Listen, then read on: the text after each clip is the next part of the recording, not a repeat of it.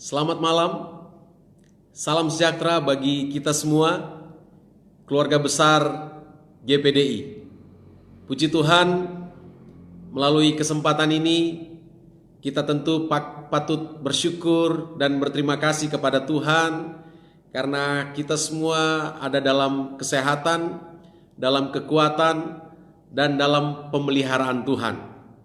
Bahkan lebih daripada itu, kita bersyukur kalau pada kesempatan malam hari ini melalui grup Facebook Keluarga Besar GPDI kita dapat berjumpa dalam satu program, yaitu program memberitakan firman Tuhan.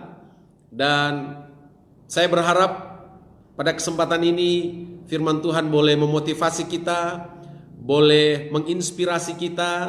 Lebih daripada itu firman Tuhan dapat memerdekakan kita. Haleluya.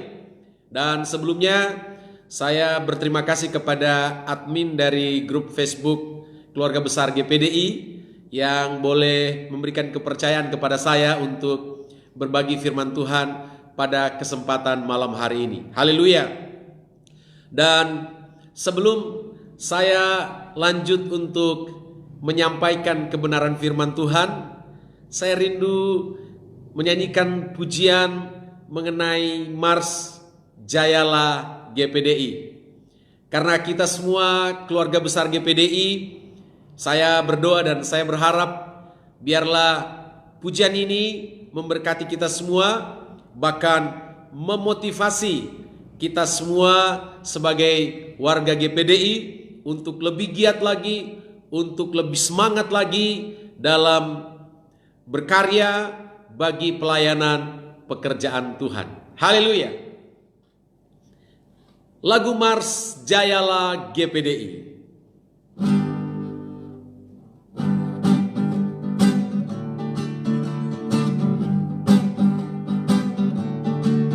Gerakan api Pantekosta melanda Indonesia, bergerak berkobar membebaskan belenggu dosa.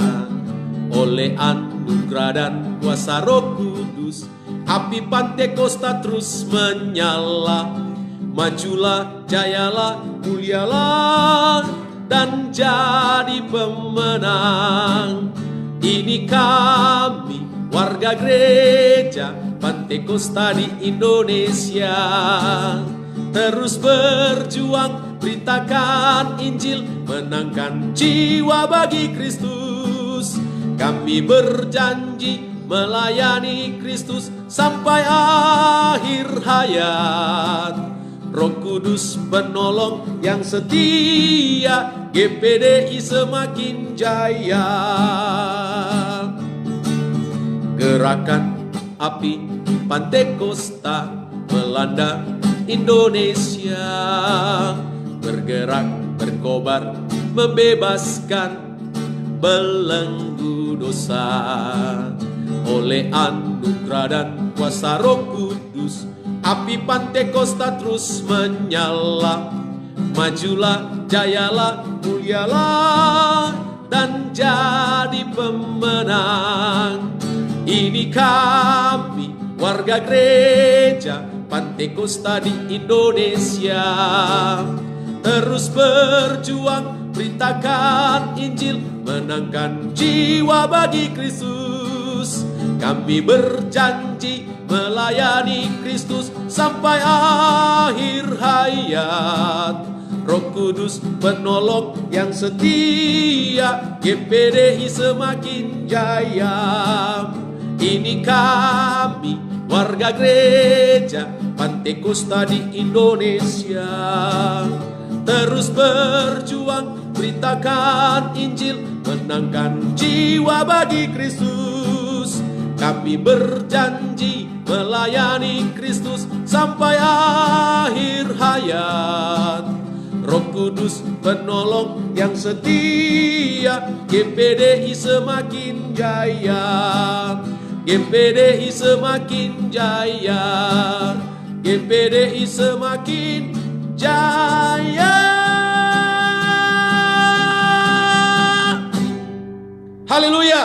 Ya, kiranya ini menjadi doa, harapan dan impian kita semua warga GPDI, supaya GPDI yang kita cintai ini semakin jaya, semakin terang, semakin mulia, dan semua hormat pujian hanya bagi Tuhan Yesus, Kepala Gereja, Gembala Agung kita. Haleluya. Dan puji Tuhan, kita akan masuk dalam doa untuk kebenaran firman Tuhan. Kita berdoa. Bapa di surga, dalam nama Yesus kami bersyukur anugerah-Mu besar buat kami, dan adalah kesempatan terbaik bagi kami, khususnya warga GPDI, grup keluarga besar GPDI, dapat berkesempatan untuk bersama-sama belajar firman. Dan Roh Kudus, tolong kami semua, urapi kami semua, dan terjemahkan secara dalam kebenaran firman Tuhan, dan kebenaran itu memerdekakan kami. Semua jaringan yang digunakan untuk proses penyampaian firman Tuhan ini, biarlah Tuhan tolong supaya semuanya berjalan baik dan lancar. Terpuji nama-Mu, dalam nama Tuhan Yesus Kristus kami berdoa mengucap syukur. Haleluya. Amin.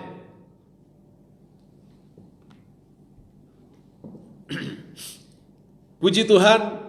Salam Pantekosta. Haleluya. Haleluya, haleluya.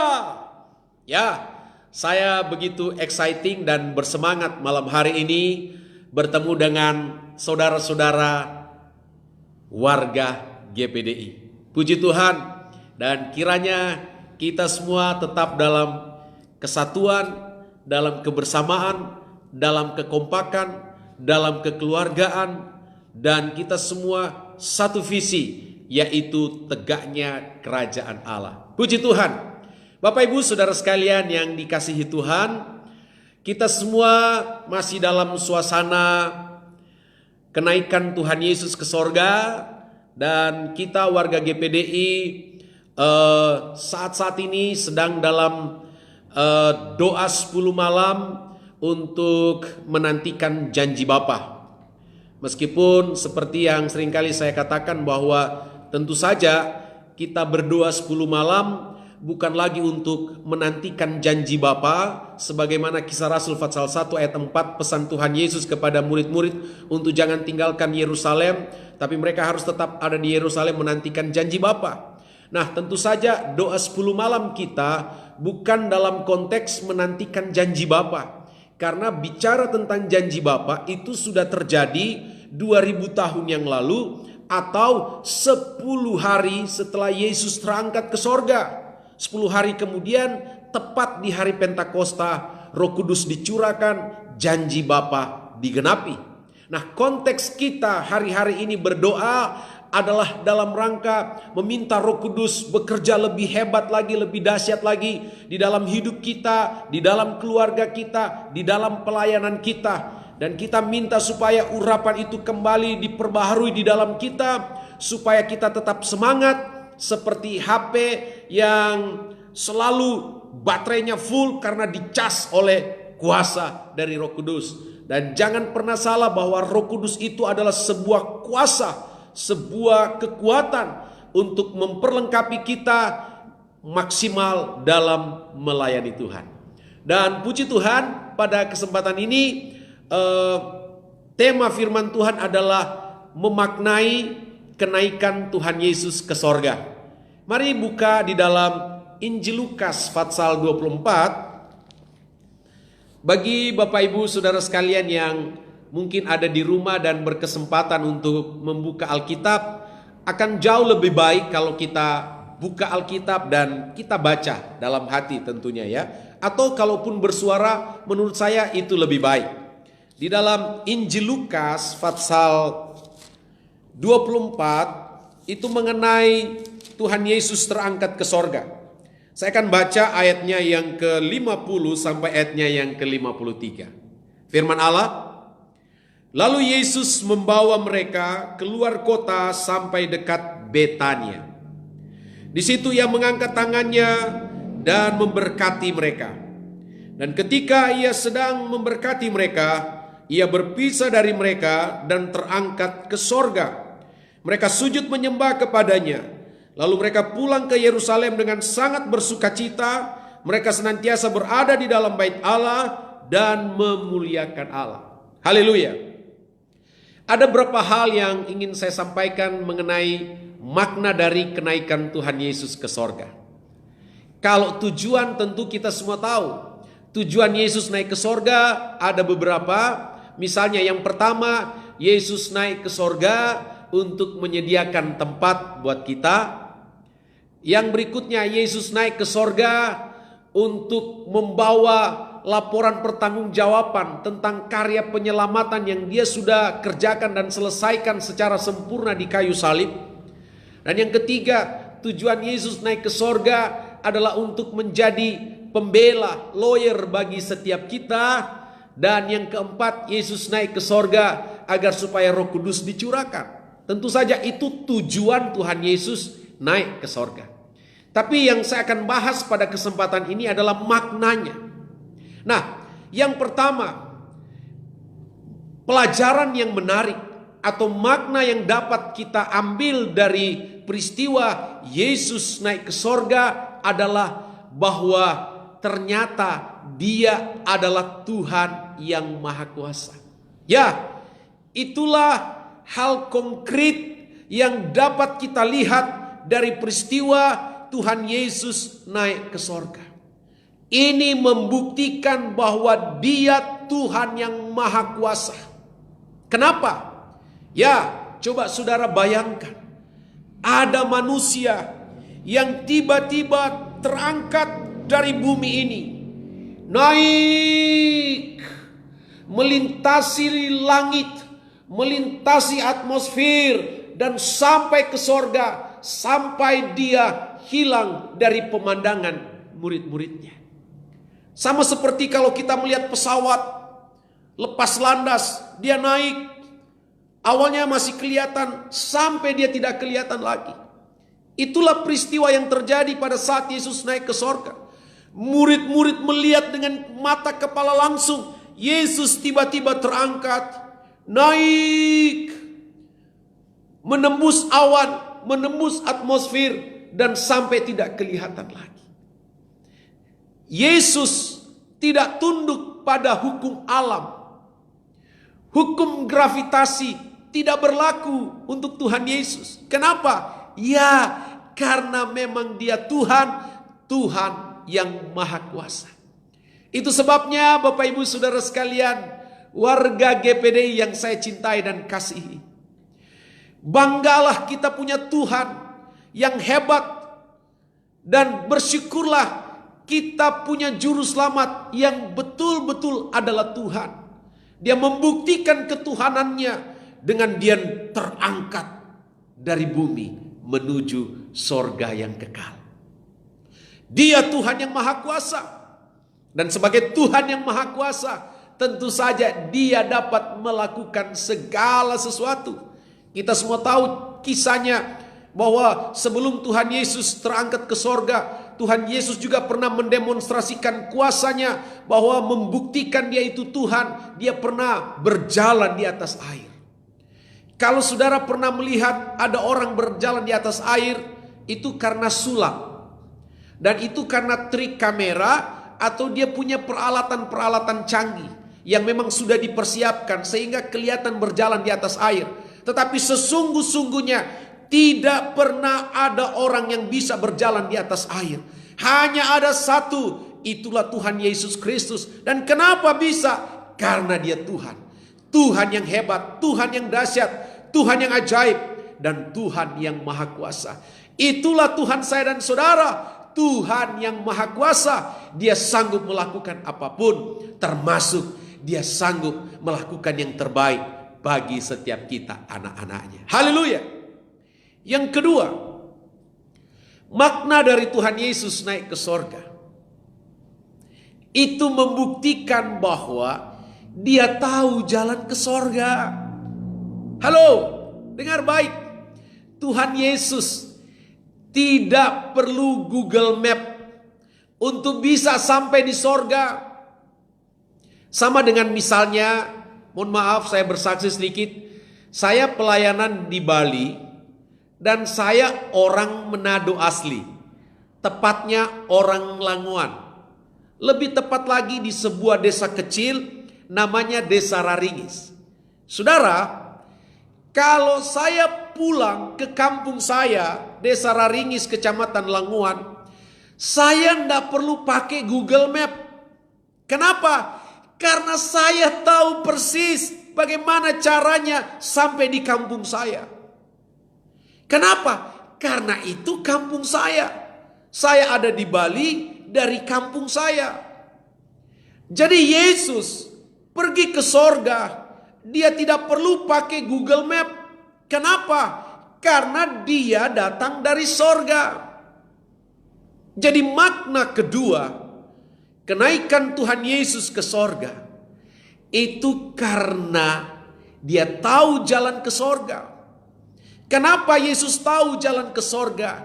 Karena memang dia datang dari sorga. Haleluya. Saudara dengar baik. Ada banyak orang-orang besar yang pernah ada dan yang akan ada. Ada banyak tokoh-tokoh yang pernah muncul. Baik itu tokoh agama, tokoh politik, tokoh budaya, dan tokoh-tokoh lainnya. Tapi dengar baik. Siapapun mereka, sehebat apapun mereka, mereka tidak tahu jalan ke sorga. Kenapa mereka tidak tahu jalan ke sorga? Karena mereka tidak datang dari sorga. Tapi dengar baik, Tuhan kita Yesus Kristus, Dia tahu persis alamat sorga. Kenapa? Karena memang Dia dari sononya, Dia datang dari sorga. Oleh sebab itu, karena dia datang dari sorga, dia tahu jalan ke sorga, dia mampu dan dia dapat membawa kita, umat-umatnya, orang-orang percaya sampai ke sorga. Kalau yang lain diragukan Bapak Ibu, diragukan. Tapi Tuhan Yesus jangan pernah ragukan. Dia sanggup membawa kita ke sorga karena memang dia dari sorga. Tidak salah ketika Tuhan Yesus bicara di dalam Yohanes 14 ayat 6. Akulah, kata Tuhan Yesus, jalan, akulah kebenaran, dan akulah hidup. Tidak ada seorang pun yang dapat datang kepada Bapa kalau tidak melalui aku. Hanya melalui Yesus kita bisa sampai ke sorga. Kenapa? Karena dia tahu jalan ke sorga dan karena dia datang dari sorga. Haleluya. Kemudian yang ketiga, makna dari kenaikan Tuhan Yesus ke sorga, bahwa Yesus naik ke sorga sebagai proses untuk dia datang kembali. Tentu saja kalau Tuhan Yesus tidak naik ke sorga, tidak ada cerita dia datang kembali. Itu sebabnya harus digenapi, dia datang kembali. Dan untuk Yesus bisa datang kembali, tentu saja dia harus pulang dulu ke sorga. Dia harus naik dulu ke sorga.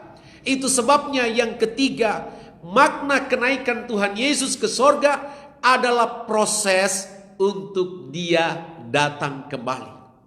Dan saya mau ingatkan kita semua, grup keluarga besar GPDI, bahwa kedatangan Kristus yang kedua itu adalah sesuatu yang pasti.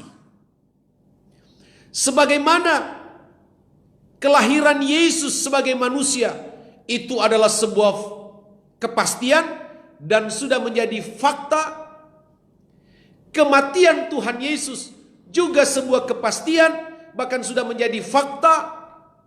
Kebangkitan Tuhan Yesus pada hari yang ketiga itu kepastian dan fakta sejarah yang tidak terbantahkan. Termasuk kenaikan Tuhan Yesus ke sorga, itu juga sebuah kepastian dan sebuah fakta sejarah yang sudah terjadi dengan saksi yang begitu banyak. Jadi kalau kelahiran Yesus sebagai manusia adalah kepastian, kematian Tuhan Yesus di kayu salib itu juga kepastian. Kebangkitannya adalah kepastian. Kenaikannya ke sorga adalah kepastian. Maka saya mau katakan, kedatangannya kembali itu juga adalah sebuah kepastian. Dan dengar baik, saudara siap atau tidak siap, Yesus akan datang kembali. Dan saya mau sampaikan bahwa kedatangan Kristus yang kedua sudah tidak lama lagi. Pertanyaan saya buat kita semua, Bapak Ibu Saudara sekalian, warga atau keluarga besar GPDI, pertanyaannya adalah, sudahkah kita siap apabila Yesus datang kembali? Wow, akan sangat riskan hidup kita kalau ketika Yesus datang kembali kita belum siap. Itu sebabnya dengar baik, sesungguhnya nafas hidup yang Tuhan anugerahkan kepada kita, termasuk kesempatan demi kesempatan yang Tuhan anugerahkan buat kita, hari demi hari yang Tuhan berikan kepada kita untuk kita lalui, dengar baik, itu adalah kesempatan bagi kita untuk mempersiapkan diri supaya ketika Yesus datang kembali kita sudah siap. Ya, pastikan hidupmu sudah siap ketika Tuhan Yesus datang kembali. Ya, persiapkan dirimu. Dan saya suka bilang, kalau kita masih suka judi, berarti kita belum siap jadi penghuni sorga.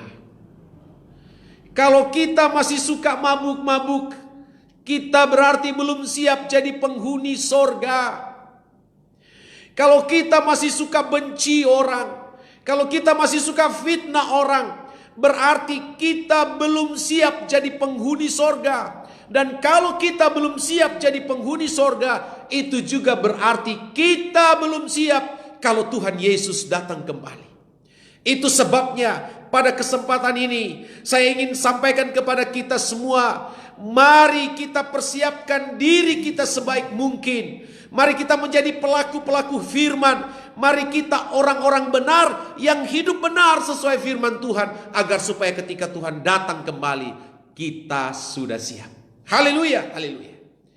Dan bagian kedua dari khotbah saya adalah bahwa sebelum Yesus naik ke sorga, sebagaimana ayat-ayat yang kita sudah baca, ada sesuatu yang Tuhan Yesus lakukan. Lihat itu di ayatnya yang ke-50 dan 51. Dengar baik. Lalu Yesus membawa mereka keluar kota sampai dekat Betania. Di situ ia mengangkat tangannya dan memberkati mereka. Bapak Ibu Saudara sekalian yang saya kasihi warga GPD, jelas Alkitab mencatat bahwa sebelum Tuhan Yesus terangkat ke sorga, Dia memberkati murid-muridnya. Ya, inilah ciri khas Tuhan Yesus, suka memberkati. Haleluya, haleluya. Yesus tidak suka menghakimi.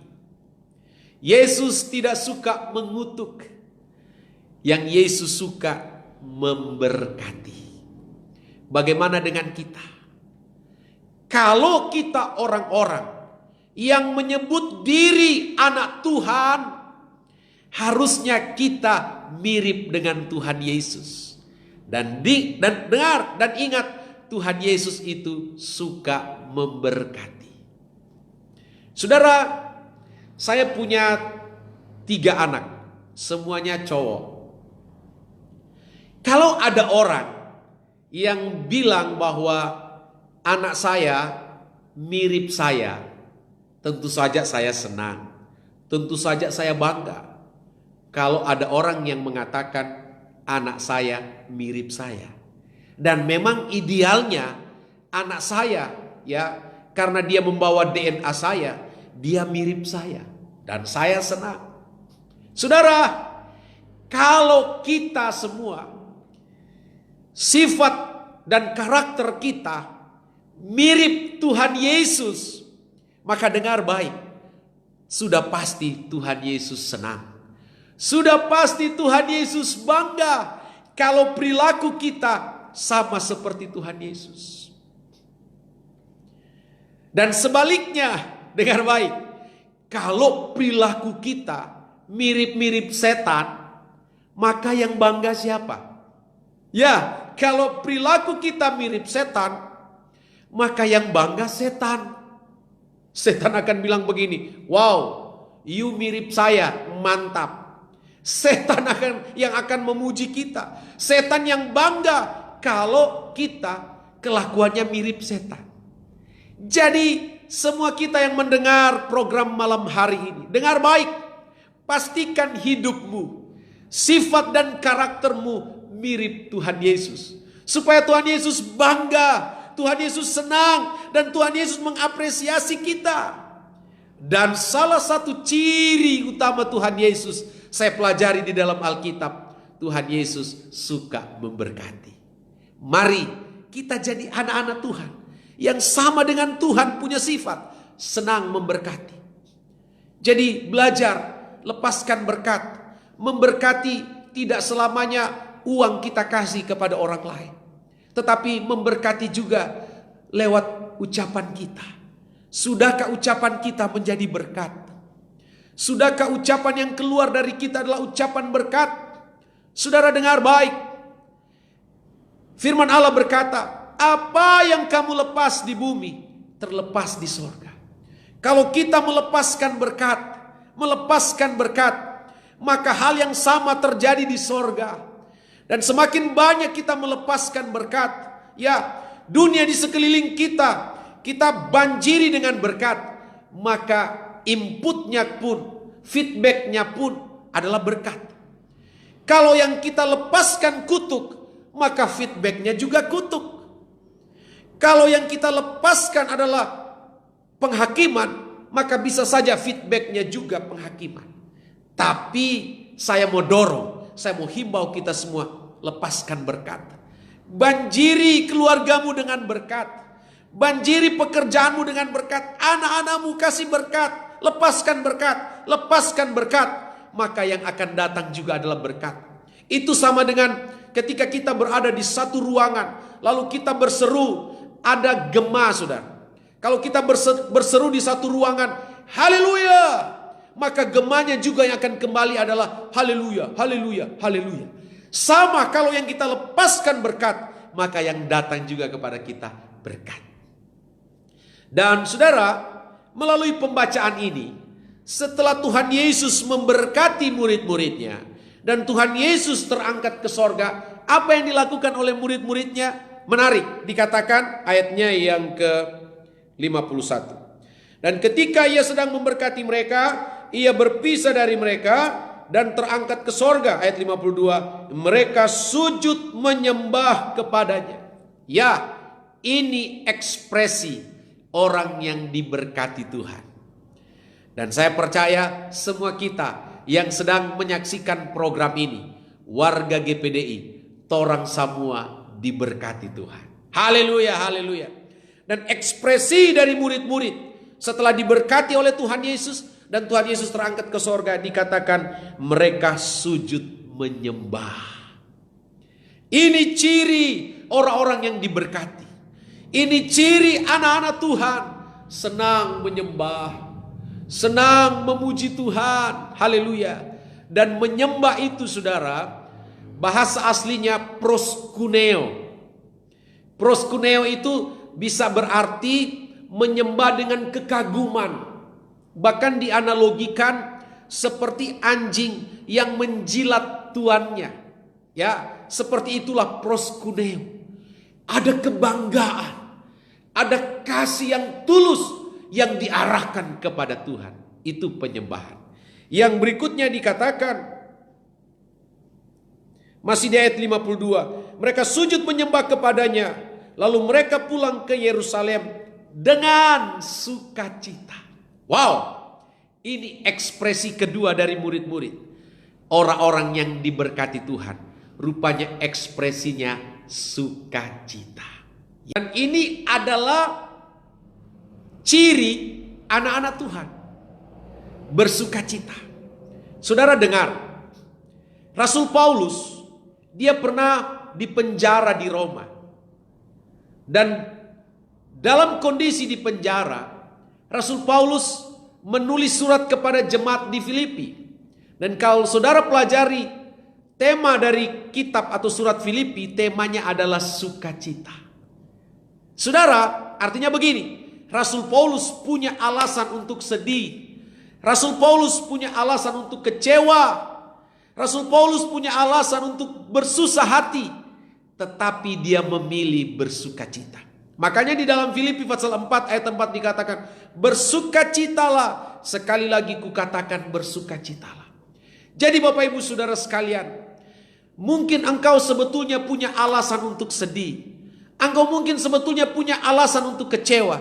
Tapi kalau engkau tetap memilih bersukacita, dengar baik, engkau sedang membuat Tuhan terkesan. Dan kalau Tuhan terkesan dengan hidupmu, wow, dahsyat. Begini saudara, Tuhan pernah terkesan dengan sikap Abraham di dalam Kejadian pasal 22. Di mana Tuhan meminta Abraham mempersembahkan anak tunggalnya Ishak. Nah sebetulnya tentu saja berat bagi Abraham mempersembahkan anak tunggalnya Ishak. Tapi karena Tuhan yang minta, Abraham belajar taat kepada Tuhan. Dan Alkitab berkata, ketika Abraham sudah siap menyembelih anak tunggalnya Ishak, di mana Ishak sudah diikat tangan dan kakinya, sudah ditidurkan di atas kayu bakar, api sudah siap, pisau sudah siap. Waktu Abraham mau mengayunkan tangannya, tiba-tiba ada suara dari sorga berkata, Abraham, Abraham, jangan engkau apa-apakan anakmu. Sekarang aku sudah tahu bahwa engkau taat dengar-dengaran kepadaku. Lihat domba yang tanduknya tersangkut di semak belukar, ambil dan persembahkan. Dan kalau saudara cek cerita itu, karena Tuhan terkesan dengan Abraham, Tuhan bilang begini di ayat 15, 16, dan 17. Abraham, aku bersumpah demi diriku, aku akan memberkati engkau berlimpah-limpah. Ya, buat Tuhan terkesan malam ini. Dengan kita tetap bersuka cita. Meskipun mungkin kondisi dan keadaan tidak memungkinkan kita bersuka cita. Mungkin dompetnya kosong. Mungkin kita lagi sakit. Mungkin banyak orang yang kecewakan kita. Ada orang yang tipu kita. Tapi kalau engkau memilih untuk tetap bersuka cita di dalam Tuhan, engkau sedang membuat Tuhan terkesan dengan hidupmu. Dan Tuhan akan berjanji untuk memberkati engkau berlimpah-limpah. Dan yang terakhir, dengar baik, ayat 53. Mereka senantiasa berada di bait Allah dan memuliakan Tuhan. Ya, murid-murid yang diberkati Tuhan, mereka senantiasa ada di dalam bait Allah. Saya aplikasikan dalam hidup sekarang ini. Orang-orang yang sudah diberkati Tuhan, atau ciri anak-anak Tuhan adalah senang beribadah. Hargai dan hormati ibadah. Saudara dengar baik, Tuhan kita saja, Dia begitu menghargai dan menghormati ibadah. Contoh, waktu bangsa Israel dalam perjalanan dari Mesir menuju Kanaan, 40 tahun mereka ada di padang gurun. Dan Alkitab mencatat, setiap pagi ada roti atau mana dari sorga turun. Dan mereka tidak perlu masak, tinggal ambil dan makan. Setiap hari ada mana turun dari sorga. Tapi pada hari Jumat, kata Alkitab, mereka harus ambil 2 kali lebih banyak. Kenapa? Karena pada hari Sabat, pabrik di sorga tutup. Kenapa pabrik di sorga tutup? Karena Sabat. Karena Tuhan menghargai Sabat. Jadi Tuhan sendiri begitu menghargai Sabat, dalam hal ini ibadah, jam-jam ibadah. Maka saya mau katakan kepada semua kita yang mendengar program ini, hargai jam-jam ibadah di gerejamu. Hadirlah dalam jam-jam ibadah. Hargai ibadah, karena Tuhan sendiri sangat menghargai ibadah. Dan mohon maaf kalau saya mau katakan bahwa celakalah kita kalau kita tidak menghargai jam ibadah. Tuhan sendiri sangat menghargai jam ibadah. Dan dengar, Tuhan tidak hanya sekedar menghargai jam ibadah, tapi Tuhan berjanji, kalau kita setia beribadah, Dia akan memberkati air minuman kita, Dia akan memberkati roti makanan kita, dan dia akan menjauhi segala sakit penyakit. Itu janji Tuhan. Dan dengar baik, kalau Tuhan yang berjanji, dia setia dengan janjinya. Asalkan kita mau sungguh-sungguh melakukan firman-Nya. Murid-murid sudah menunjukkan sebuah teladan bagi kita semua. Ketika Tuhan Yesus memberkati mereka, mereka ekspresikan penyembahan, sukacita, dan senantiasa beribadah kepada Tuhan. Tuhan Yesus memberkati kita semua. Mari kita tutup dalam doa. Bapa di surga, Bapa dalam nama Yesus, bersyukur untuk malam hari ini. Kami boleh bersama-sama mendengarkan dan belajar firman. Dan biarlah oleh kekuatan dari Roh Kudus, tanamkan dan meteraikan kuat kebenaran-kebenaran firman ini. Biar kebenaran ini memerdekakan kami. Kebenaran ini berakar, bertumbuh, dan berbuah bagi kemuliaan Tuhan. Berkat-Mu atas semua kami, warga GPDI. Berkat-Mu atas admin dari grup keluarga besar GPDI. Bahkan lebih khusus, berkat-Mu atas semua kami yang dapat menyaksikan program ini. Di dalam nama Bapa, Putra, dan Roh Kudus, yaitu di dalam nama Tuhan Yesus Kristus, kami sudah berdoa dan mengucap syukur. Haleluya, haleluya, amin. Puji Tuhan. Haleluya, Tuhan Yesus memberkati. Sampai berjumpa lagi di lain waktu dan kesempatan. Haleluya, puji Tuhan.